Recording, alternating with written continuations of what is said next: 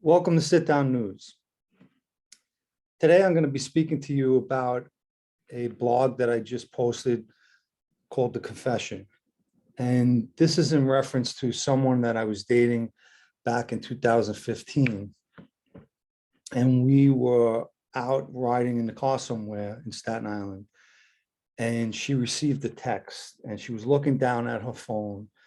And I could see that she was visibly bothered by whatever the text said. And I asked her if everything was all right. And she looked at me and put her head down and she said, "You're going to be mad at me. I did something stupid." And I said, "What did you do?" And she said, I sold a watch that the crybaby," and she called her ex-husband the crybaby, "that the crybaby had got me. And I took the money and I lent it to someone." So I said, "Well, who did you lend it to?" And she said, I don't want to tell you, I know that you're going to, go end up going to him. And, but the problem is that this person missed the last two payments. So I thought she originally just lent it to somebody. I said, "Payments? What are you talking about? You're charging them interest?" And she said, "Yes." So anyway, I told her, I says, "Now you got to tell me who it is, and I'm going to collect that money." I couldn't have her going around lending money out. It just wasn't good for her, and it didn't look good for me. And so basically, she told me it was this guy Ronnie from Reggiano's, and she kind of pleaded with me, "Please, you can't say nothing to him." So Ronnie is a guy named Ronnie Battleromo, and he was a legitimate guy as far as business went, but he was associated to the Colombo family, specifically Joey Amato, who I spoke about plenty of times. Joey was a Caporegine with the Colombo family. And Ronnie was involved in this restaurant or partner called Reggiano's, which is in Tottenville, section of Staten Island. And I've been in the place, good food, good atmosphere. But the problem that I had was that months prior, there was a case that came out of Reggiano's, and it involved this woman's brother-in-law, John Fazio. And John Fazio was doing a drug deal, and they had a DEA informant that taped the whole conversation with him. And as I called it, the Staten Island rumor mill had both Ronnie and John Fazio as being no good. John Fazio, they had a wire out on him from a previous case where he had gotten a reduced sentence, and we'll talk about that later. But I needed to speak to Joey Amato, so I contacted Joey. I told him to meet me. We met at a Dunkin' Donuts off of Amboy Road. For those of you who know Staten Island, we met in the parking lot. Joey came in a big, I think it was a F-150 or F-250, a big truck. And he had his French Mastiff riding shotgun with him. So I started off, I said, "Joey, is this Ronnie from Reggiano's with you?" He says he is, but I don't want nothing to do with him. I don't know if you heard what happened at Reggiano's. And he says, "I'm keeping my distance from him." So I explained the situation at hand, and he just said, "Look, assume anything that you say to this guy is going to be recorded." So, and he says, "Is it worth this?" It was 10,000. So he says, is it worth the 10,000? But I had to come up with a strategic plan on how to deal with this Ronnie, just in case Joey was right.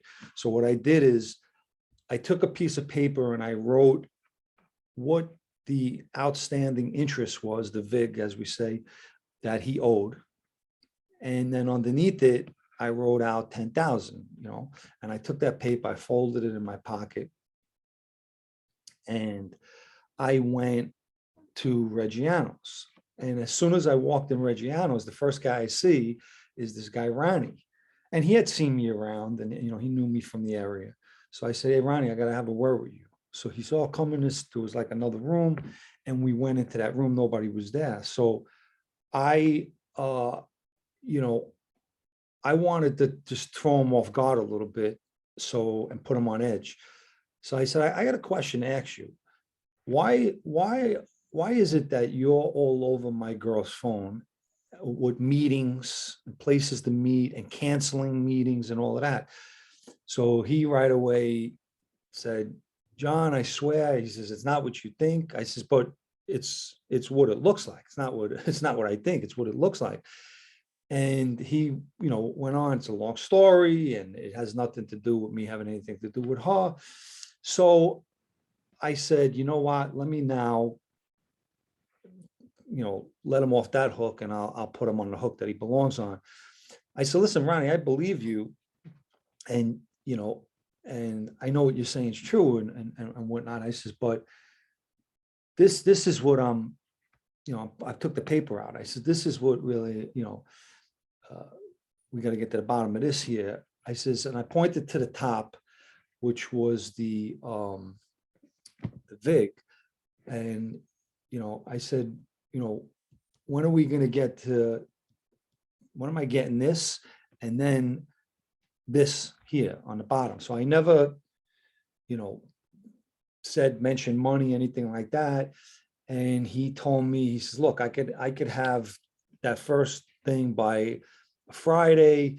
And he said, I'm in the final stages. I just saw my house. He says, so give me about 2 weeks and I'll have the whole thing.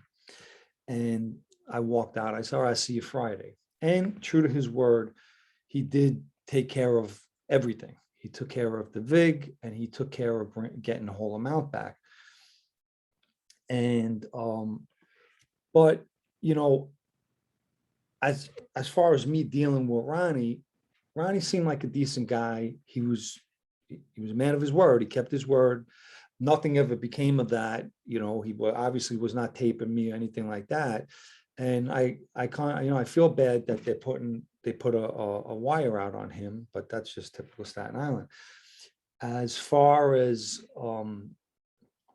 the girl's, the woman's brother-in-law, John Fazio, I was also in John's company a bunch of times. John seemed like a decent guy to me.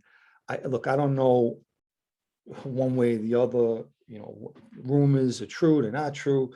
But as far as my dealings with both of these guys, they both seem like decent guys. And, that's how I treated them. Following this, I had been with Joe Perna, and Joe Perna is a friend with the Lucchese's. I was close to him at one time at this woman's house, and her brother-in-law, John Fazio, was there, and he said, oh, let me show you. Really was showing Joey. I've been in his yard. He has a beautiful yard, and a pizza oven, pool, and all of that. And he wanted to show Joe Perna, excuse me. And we took a walk because they live across the street from her. And while we were in the yard, as we were walking out, he was starting to explain that he took a plea, and he had said that he got it down with departure, and that this was his second one. On his last case, he had one.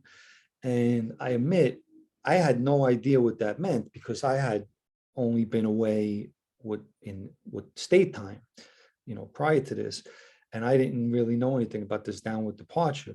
So he walked, away from us, and Joey and I went back to this woman's house. And Joey turned around and he said, he's not fucking good. I says, what do you mean? He says, only rats get downward departures. He says, this guy just admitted this is the second one he received. I really didn't know. He explained his, his knowledge of the downward departures and what that means. I had, since then, I think there's other reasons why you can get a downward departure. There are other reasons besides giving information, but that's just the way things go in that life. And as I mentioned in the story, Joey Amato, when this guy got his sentence, I don't know what kind of time he took. I forget what he got, 18 months, 15 months, 14 months, or something like that. He turned around, Joey Amato, and he says, unbelievable. He says, this Teresa from the Housewives is doing more time than this rat. And he was referring to, obviously, Teresa Giudice from the Real Housewives of New Jersey, who wind up getting a 15-month sentence for some kind of fraud case that she had to go away for.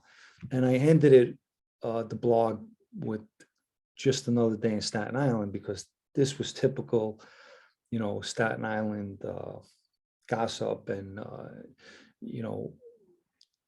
there wasn't a week that went by that somebody wasn't being called a rat, or this guy's no good, or this guy's this and that. And it's a small cesspool that as far as the rumors go. I mean, Staten Island's a nice area, nice houses, but as far as the rumor mill goes, it's like a cesspool there. And that's really about it for today. I hope that you guys enjoyed the story. I just tried to tell it briefly. Oh, and by the way, the woman, I think somebody questioned me, and the woman, I wrote older woman, no knock to the woman. She was only 2 years older than me. So, I mean, but she is older than me. But for anybody that was insulted over that. And that's about it. I hope you guys all are enjoying your day. And that's about it. Ciao.